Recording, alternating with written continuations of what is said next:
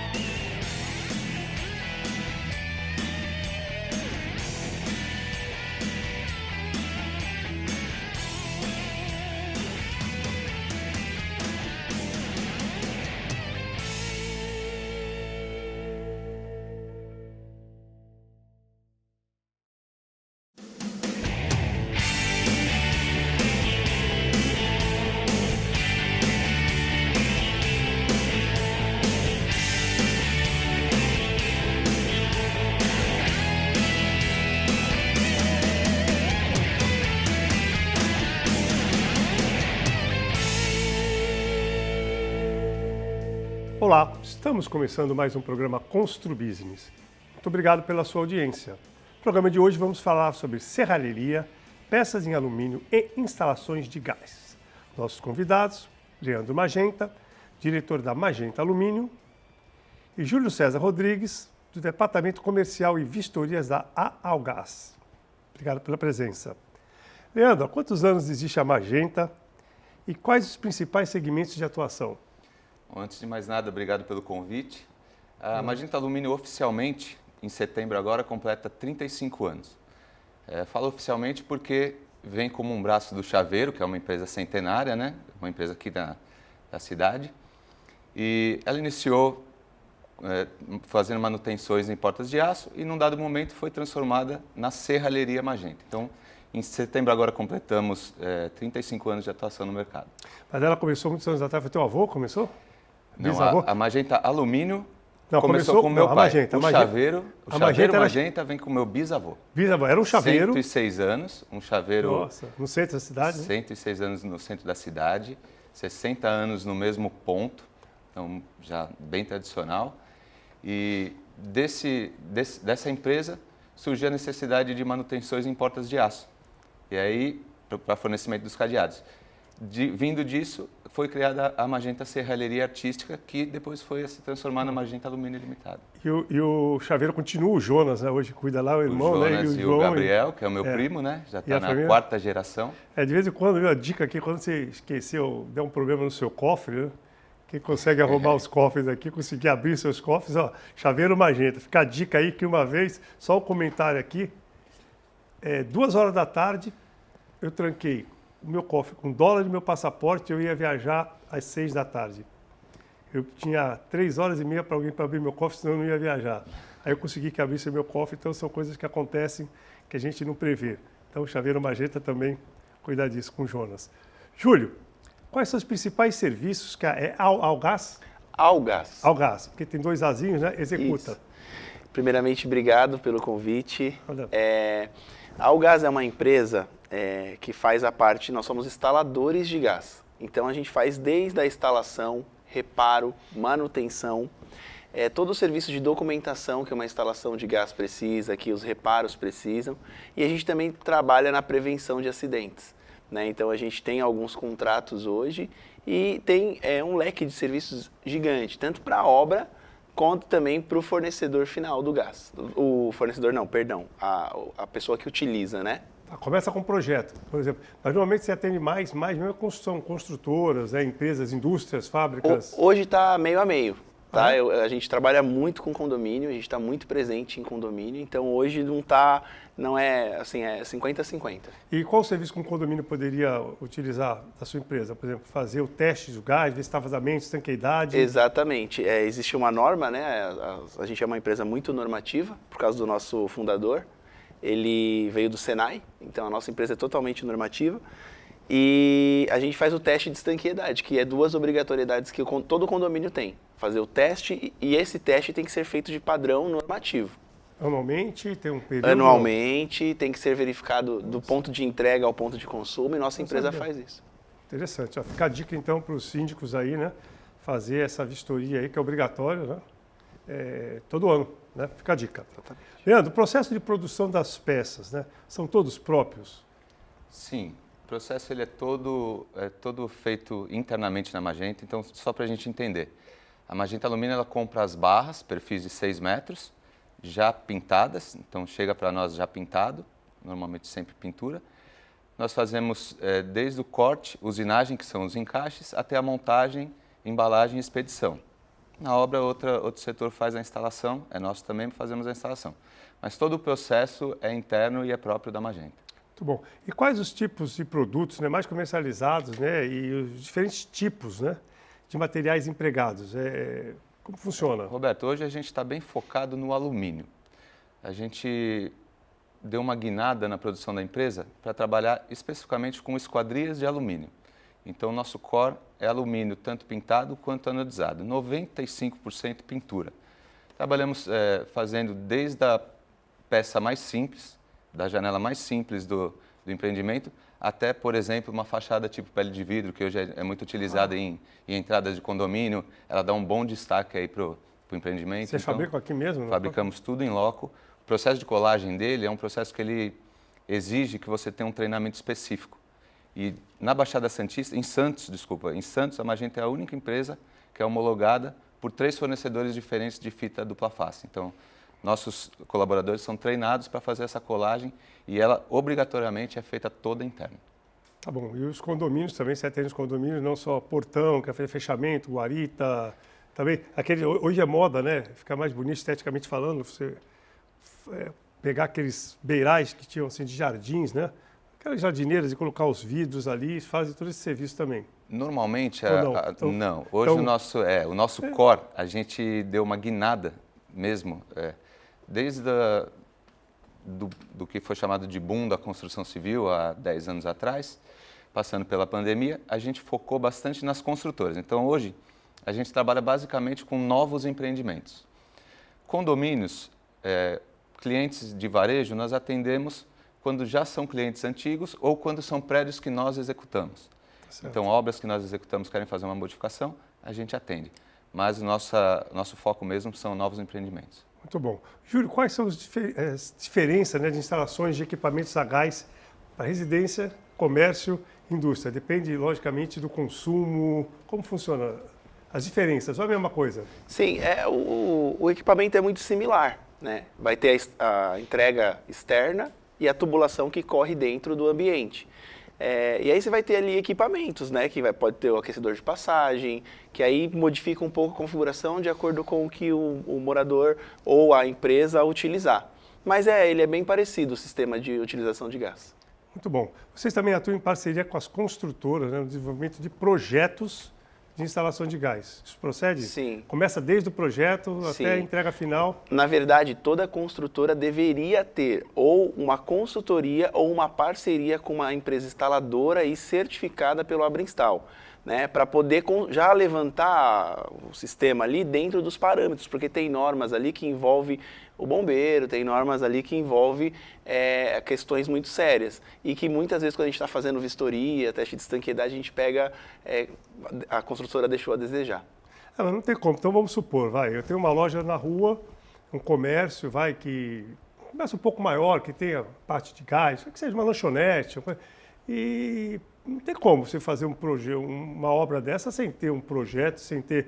Uma construtora não consegue fazer... Ela pode fazer, logicamente, um projeto com uma pessoa não tão gabaritada para fazer um projeto, mas não tem como você fazer uma obra sem um projeto.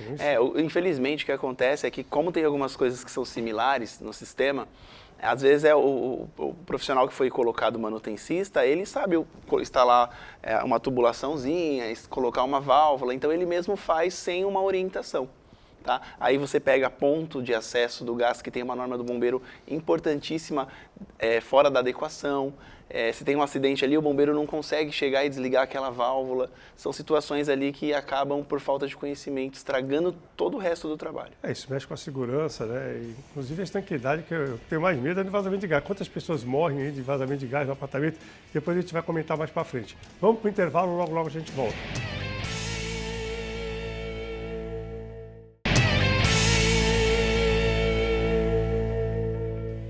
Estamos de volta para o segundo bloco do programa Constru Business. Hoje o assunto é serralheria, peças em alumínio e instalações de gás. Nossos convidados, Leandro Magenta, diretor da Magenta Alumínio, e Júlio César Rodrigues, do Departamento Comercial e Vistorias da Algás. Leandro, alumínio pintado e anodizado. Antigamente só se falava em anodizado, né? Hoje só praticamente tudo pintado. Quais as principais diferenças no processo de produção e nas questões estéticas, de durabilidade e de valores? Vamos lá, essa é uma pergunta muito bacana, porque é uma dúvida de praticamente todos que se envolvem no processo da construção. Antigamente utilizava-se muito a anodização. Isso está mudando. O que é a anodização? A anodização é o processo de coloração da barra. É feito um processo químico e elétrico, vamos chamar a grosso modo, onde a barra recebe a tonalidade. Qual a desvantagem? Além de ser um processo invasivo, principalmente para o meio ambiente, você tem limitações de cores. Então, antes utilizávamos muito preto e o prata e os bronzes, né? Bronze 1001, 1002, 1003. Com essa guinada da pintura, a gente passou a ter uma gama muito maior, uma oferta muito maior de produtos. Então, você hoje tem a possibilidade de trabalhar com diversas cores, uma facilidade de manuseio do material, a durabilidade dele é bem melhor do que a anodização, mas eu daria um destaque para duas questões. Rapidez no processo, então a gente consegue receber o material com muito mais velocidade. E uma coisa que muitas pessoas não sabem é que aqui, por ser uma região litorânea, na pintura a gente trabalha com uma camada mais espessa, uma camada de pintura mais espessa, por conta dos intempéries. Isso na anodização a gente já não conseguia. Então a durabilidade da pintura, ela se torna bem maior do que a da anodização. Mas isso é solicitado pela Magenta para a fábrica? Olha, eu quero alumínio, tantos quilos de alumínio, perfil tal, com dupla pintura, como é que funciona? A Magenta ela tem o conceito de parceria muito forte, tanto com os clientes quanto com os fornecedores. Então, assim, a gente trabalha há muitos anos com o mesmo fornecedor, que tem já uma padronização na nossa pintura. Todo lote que a gente recebe é enviado uma plaquinha teste daquele lote, onde são feitos os ensaios determinados por norma, e nos quais aparecem, e você já tem ali a durabilidade, espessura de camada, durabilidade. Então, se um dia der um problema num lote, em qualquer obra que seja, a gente tem como localizar pela plaquinha que foi testada o que aconteceu com aquele produto. Muito bom. Relação de valores, é um pouco mais cara a pintura. Hoje está equalizado, mesma coisa, não tem muita diferença. Por exemplo, se eu pego algum item preto, se a Magenta hoje fornece um item preto, muitos clientes acham que ele é anodizado, mas na verdade ele é pintado. Em termos de acabamento, fica um produto igualzinho. E durabilidade maior. Maior. Muito bom. Júlio, qual a necessidade e importância da vistoria periódica das instalações de gás? É muito importante e é normativo, né? Você vê que toda a área que o produto, o serviço oferece um risco, ele vai ter uma normatização. E o teste de estanqueidade, né, ele está baseado na norma 13.103, 15.526 e 14.177 da ABNT. Ele vai dizer ali como deve ser feito essa vistoria. Fora a norma, você tem os PGQs das fornecedoras que também pedem para fazer vistoria. Esse sistema do gás, ele precisa ser verificado internamente também. Então, você tem que verificar se o morador ele está usando os equipamentos, os acessórios adequados, se são os equipamentos recomendados, né, pela norma. Quando uma norma faz uma recomendação, ainda que se chama recomendação, é uma obrigação, né, tem que ser cumprida, porque senão vai ter uma consequência. Tá? Então, é muito importante, precisa ter um profissional especializado, uma empresa certificada sempre pelo Abrinstahl. Tá, e medidores individualizados, independente de medidores individualizados, constar ou ter num prédio ou não, os cuidados são os mesmos. São os mesmos, porque o medidor, ele pode até ficar ali no hall ou até dentro do apartamento, mas o sistema de gás é o mesmo. Então, você vai ter flexível, você vai ter válvula. E outra coisa, é um sistema pressurizado. Você tem pressão sendo entregue ali o tempo inteiro. E tem um determinado lugar que vem com uma determinada pressão e tem outros que vêm com outra. Uma outra questão, hoje não se usa mais, eu não cuido mais de obra, né, mas de vez em quando eu passeio nas obras, não vou dizer nem que eu vou fiscalizar, dou uma passeada nas minhas obras, né? E a tubulação há muitos anos já não é mais de cobre, ela é amarela, assim. PEX.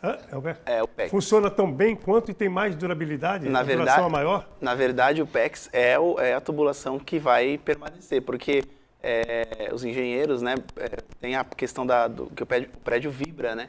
E o PEX ele tem essa melhor adaptação. Também se tiver vazamento, corrosão, o PEX ele tem uma durabilidade muito maior e um custo menor. Mas ele ainda está, já faz bastante tempo que tem o PEX, mas ele ainda não tem, se eu não me engano, o selo do Inmetro. Porque não que não é um bom produto, ele já é avaliado muito bem, mas ele precisa de um tempo de utilização, um caminho normal, um processo normal. Muito bom. Leandro, no tipo de serviço que vocês executam, né, a instalação, logicamente, é fundamental a segurança. Né? Eu queria saber os processos que são adotados, tanto na produção quanto na instalação desses produtos que vocês produzem. Sim, excelente. Pegando um gancho aqui no que o Júlio está falando a respeito de normas, infelizmente, Roberto, nem todas as empresas respeitam as normas e estão atentas às normas. Então, assim, basicamente, no início da contratação, nossos colaboradores já recebem treinamentos de NR5, NR18, que falam de ambiente de trabalho, condições de trabalho.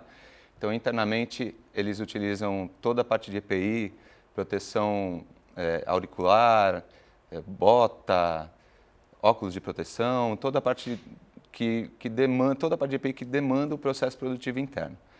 Agora, o nosso grande lance está na parte externa, nas instalações, principalmente quando você vai falar de trabalho em altura. Varanda, sacada, piscina, balancinha, andaime. Então, porque um acidente não acontece, lógico, o acidente não é previsto, por isso que chama acidente. Então, por risco nenhum, eu estou aqui dentro, mas qualquer coisa, um tropeção que ele possa dar, pode voar lá para cima. Nem todos os colaboradores da Magenta executam trabalho em altura. Então, a gente, no decorrer do tempo, a gente já identifica quais são os que estão aptos a executar os trabalhos em altura, a, por exemplo, subir num andaime, subir num balancim, trabalhar a 80, 100 metros de altura. Todos os colaboradores externos recebem treinamento de NR35, fala sobre trabalho em altura, então eles são todos treinados desde colocar o equipamento de segurança, como utilizar o equipamento de segurança e até o que fazer em caso de algum acidente eventual. Muito bom. Bom, a gente vai para o intervalo, logo a gente volta.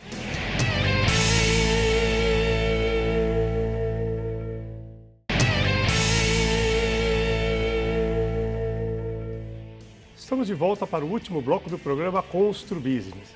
Hoje o assunto é serralheria, peças em alumínio e instalações de gás. Nossos convidados, Leandro Magenta, diretor da Magenta Alumínio, e Júlio César Rodrigues, do Departamento Comercial e Vistorias da Algás. Júlio, uma grande preocupação que nós temos hoje, inclusive várias mortes reportadas aí em função de vazamento de gás. Por exemplo, eu estou montando um apartamento em São Paulo para passar um final de semana ou outro eventualmente e vai ter, por exemplo, um fogãozinho a gás, sal, um cooktop e tal. E a preocupação, por exemplo, de um gás vazar enquanto eu não estiver lá e o fechamento das sacadas e tal, esse perigo, esse risco, né? Então, como nós devemos agir no caso de vazamento de gás? Eu vou voltar no... Ou até mesmo esse apartamento, se eu devo travar todo mês que eu não for, quando eu sair do apartamento, eu devo travar esse gás, já que eu só vou voltar daqui a tipo 2 semanas, um mês. Como eu devo fazer? São duas perguntas, justamente. Sim. Vou voltar para responder a sua pergunta no ponto anterior, né, do bloco anterior. Normativamente falando, eu acho que o grande problema do mercado que não entende isso é que quando você faz um serviço que tem as normas, que cumpre ali para ter esses cuidados, ele é mais caro, obviamente, né? Como o meu colega aqui estava explicando, de trabalho em altura no bloco anterior. Então, quando você vai ter um apartamento que você quer tomar esse cuidado, você tem que ter uma empresa especializada já ligada ao condomínio, o condomínio precisa te oferecer essa empresa, o síndico, e você confiando nele vai trazer para um trabalho interno do seu apartamento que você está montando. algo interessante para você observar ali. O gás ele vaza de duas maneiras, né? Quando teve aquele acidente no Guarujá, a TV Cultura nos procurou, várias emissoras nos procuraram, eu até gravei uma entrevista com eles dentro de um projeto que a gente atende lá em São Paulo e que a gente pegou muito vazamento. Então você tem que entender que o gás ele vaza de duas formas. Na entrega, né? Ou ele vai vazar quando ele está entrando no seu apartamento por algum furo no equipamento, por algum vazamento, pode ser até no próprio fogão, no próprio aquecedor de passagem. Tem que ter um vistoriador que entenda do sistema pressurizado. Não basta ser manutencista, é isso que às vezes dá um problema, que o cara é muito bom de peça, equipamento, mas não entende o sistema. E às vezes ele até mexe, ele descalibra ali o sistema. E ele vaza também na queima do monóxido de carbono, quando o gás é utilizado. Então esse monóxido, como você falou, o seu apartamento ele tem que ser arejado, ele tem que ser bem instalado. Antigamente instalavam os aquecedores de passagem no banheiro, que era um perigo enorme, ninguém sabia. A pessoa podia ir tomar banho e não voltar do banho, né? Porque ela joga o monóxido para dentro. Então tem que ter saída, tem que ter ventilação. Ventilação obrigatória. Hoje todos os prédios, o pessoal vai fechar a sacada do prédio, por exemplo, varanda gourmet. Você vai fechar essa cara, você tem que deixar um escape determinado por lei para o vazamento de gás. Não dá para fechar 100%, um pedaço tem que deixar aberto. Os técnicos da Algás, eles já têm esse conhecimento dessa norma. Então, às vezes, eles estão atuando no gás, mas eles veem que está tudo fechado. Leandro, outro ponto importante, aqui está falando de segurança, né? É a segurança das sacadas, das varandas, por exemplo, dos peitoris das varandas de alumínio e principalmente a área de piscina, que hoje em dia todo mundo usa vidro, que as crianças podem ter acesso. E como funciona esse projeto? Como é feita essa segurança? Como é fincado os perfis? É um perigo isso, né? Isso, é um perigo. O mercado hoje oferece diversos tipos de ancoragem. Vou falar da Magenta especificamente. Essa ancoragem ela é fabricada por nós. Então, toda a parte que resiste aos esforços, a gente fabrica internamente. A composição de guarda-corpo que nós fabricamos, que nós fornecemos, ela é testada na Falcon Bauer. Então, ela passa por todos os testes de saco de areia, de deformação, tudo. A gente padronizou uma tipologia, falando de ancoragem, que a gente sabe que ela é validada pela Falcon Bauer, que é um instituto renomado. É muito importante, Roberto, na hora da instalação, a gente ter atenção na vistoria, na fixação da ancoragem. Então, a gente utiliza um produto, que é uma cola, ela vira basicamente um concreto, fixa a ancoragem e é nessa ancoragem que é instalado o guarda-corpo, que a gente instala o guarda-corpo. Tanto nas varandas, né, nas terraços, como também na parte da cobertura, logicamente na cobertura. A cobertura deve ser maior, trabalha com um pouco mais elaborado, porque em áreas comuns você tem ali um mínimo de 1,30 m de altura, exigido pelo bombeiro. Então a gente trabalha com uma ancoragem maior, um pouco mais comprida para poder resistir aos esforços. Parte da piscina também. Tem alguma limitação de altura, por exemplo? Eu me lembro que tem prédios nossos, só para terminar, tem um minutinho só ao menos, por exemplo, uma determinada altura que faça com que as crianças não tenham a possibilidade de pisar num patamar intermediário para subir. Tem essa... Ou o prédio pode ter 1,30 só e... Não, isso é normatizado. Isso é um ponto crítico que muitos fornecedores não respeitam. Então, dentre as tipologias que nós temos de guarda-corpo, existem várias situações, de eu ter a viga mais baixa, a viga média, a viga mais alta. Então, você tem limites ali. Até 20 centímetros, eu tenho que ter 1,10 m para cima. Entre 20 e 90, eu tenho que ter mais 90 para cima. Então, tem toda essa... Mas é um perigo, né? A nossa empresa só trabalha, acho que com mais de 2 metros, 2,5 m, porque eu não me sinto seguro em deixar uma criança num prédio com guarda-corpo de 1,30 m, numa piscina, por exemplo. Eu acho que assim, a gente deve pecar pelo excesso, porque a gente pode respeitar o que diz a norma, mas é aquela coisa que você sente, né? De chegar ali perto a 120 metros de altura e saber o que está acontecendo. O prédio que eu moro hoje, que infelizmente não foi a ENGE Plus que fez, é 1,30 m, e mesmo assim você mexe nos vidros, é tudo com vidro, os perfis devem estar, não aparecem pelo menos, é um perigo, é um risco. Bom, mas infelizmente a gente chegou no final do programa, não dá para a gente conversar um pouquinho mais, então fica para uma próxima oportunidade. Quero agradecer ao Leandro, ao Júlio pela presença, quero agradecer a audiência do nosso telespectador e dizer que na próxima semana estaremos de volta, se Deus quiser. Grande abraço e até lá.